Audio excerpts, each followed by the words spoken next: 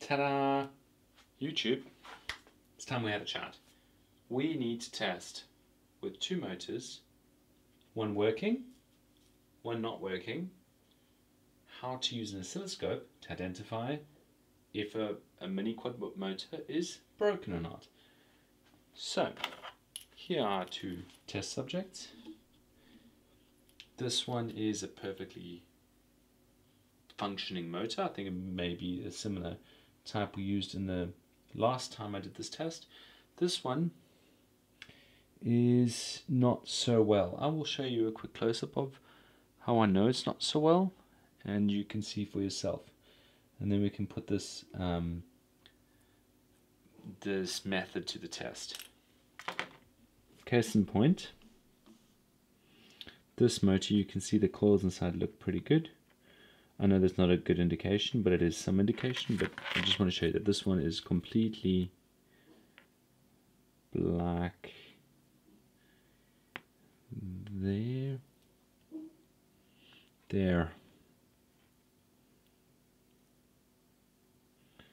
See that there? See those burnt bits there? There. Middle of the frame now. Those coils are completely fried, unfortunately. There you can see it even better, I guess. There's some fried coil goodness. Now we're going to hook it up to the oscilloscope with some resistors, and we're going to test and see what the waveform looks like with a broken motor and a good motor. I mean, the good motor we've already done, but the broken motor you want to see. So here we go.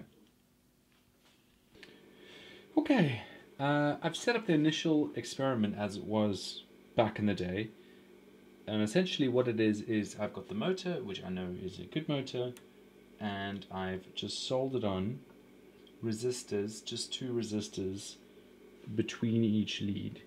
So I just need two because there's three leads, and then I've connected channel 1 between lead 1 and 2, channel 2 between lead 2 and 3, and channel 3 between lead 1 and 3. It's not that important, and you can do the same with the multimeter as stated in the previous video. But let me show you the oscilloscope when I turn on the drill press so that it spins up the motor. You can see that it's making a voltage. The point of the resistors is that you have something to measure against, because I can't measure current because I need to dump it somewhere.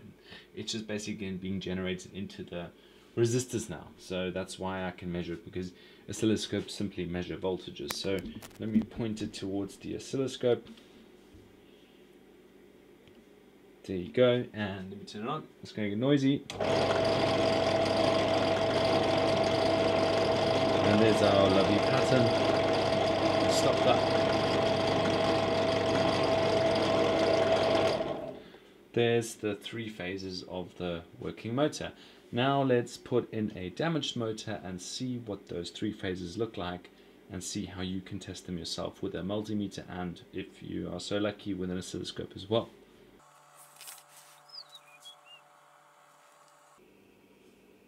Look, this thing is so damn cool. This thing is unbelievable. Right, so this thing is so damn cool. This is that little portable soldering iron that everyone's been raving about, TS100 or whatever. It runs off a LiPo. It's so portable. There's no excuse not to have one if you're into any kind of electronics, videos or electronics in your day-to-day. You go to someone's house and they say, hey, I seem to have blown up my AMD Ryzen CPU, and you're like, hang on, I have a TS100 and a LiPo battery. Let me fix that for you. Happens all the time. Okay, setup, same as before. Motor, drill press, same resistors, 220 ohm. Clamp set up the same, or at least oscilloscope probes. Let's turn it on and see what happens.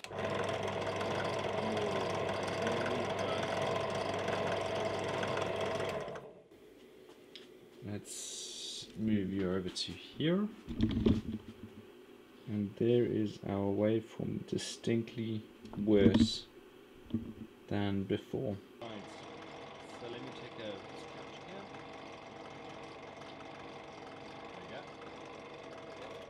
There we go. As you can see here, one phase is good. That's the purple phase, that's the middle one, irrelevant in this particular instance, or the third one. The other two are completely burnt out. Now the reason you're still seeing something is because essentially what's happening is you still have permanent magnets and they're still connected, and the wires are still connected to the ends of the coil. What you can imagine is if you had previously many windings. Let me quickly describe it like this. Okay. Imagine you had, here's your motor. Yeah, 1, 2, 3.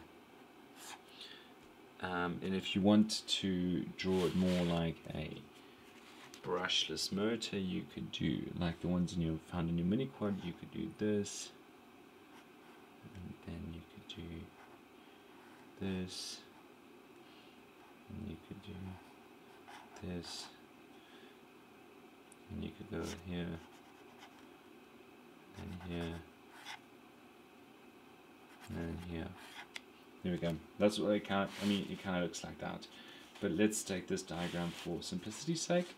I connected a resistor here and a resistor here. So what's happened is you've got your 3 coils here making your power. I'm measuring here to here, here to here, and here to here. And let's assume this one is good. These two, as you can see on the oscilloscope, the voltage is much lower. What's happened is you can assume that you've still got a piece of wire here, but it's just much shorter because it's shorted out. The coils are physically burnt out. They've physically been reduced to a single piece of copper because they're all shorting out. So you don't have as much magnetic flux, therefore you don't have as much current, and therefore, we're measuring voltage here, but essentially it's power being produced by the motors because it's now running in generator mode. So these two are shorted out. They're not shorted out to each other because they're still separated physically, as you can see by our other drawing. They're still literally on separate stators on the motor, but they are shorted out for themselves, and therefore you have one which is still making a nice power wave, at least on the oscilloscope, and the other two are shorted out, and therefore you see it like that. And if we measured this with a voltmeter, you'd see that 2 of them are much lower than the third one. And we will do that now. Okay, quickly. I wanted to use 3 meters to record the values of the voltages at the same time, but unfortunately it's not that easy because this meter doesn't record millivolts in AC, and this one keeps picking up those stray signals because it's a clamp meter. So, doesn't matter. We have one pair, like the oscilloscope probe, positive and negative, second pair, and the third pair is plugged into the meter. So to recap, you solder a resistor between the motor leads, so you need 2 resistors. You have 3 motor leads, just put 2 between them as they appear in order. Then you can, one at a time, test each lead, so between the resistors, so between 1 and 2, 2 and 3, 1 and 3, and record the voltages. If any of them are lower than the others, then that phase, that coil is broken, and that's how you can test it. So let's go. It's getting a bit noisy now, but let me show you in turn. 374 millivolts. Okay. That's number 1. Let's go to the next one. Black and red. 727 millivolts. Okay, that's presumably the good phase. This one should be lower again. 350. So there you go. That's the same as the oscilloscope. You see that 2 of the phases are blown, the third one's fine, and In another question, someone asked, could you rewind it? Yes, you could, but I'm not sure it's worth the effort because these are very finicky and rewinding it is a lot of work. I'm sure you can pick up motors for cheaper than you can even find the copper wire. But if you have the time, you could definitely rewind your motors. I hope this was useful. I hope someone found some way to test the motors without expensive equipment. It's an easy way to do it. If you have a drill and you have someone to hold the motor, or you just use a vise and you can measure them in turn, then you can be pretty accurate with what you do. If you have any questions, please leave them down below, and thank you for watching. We'll see you next time.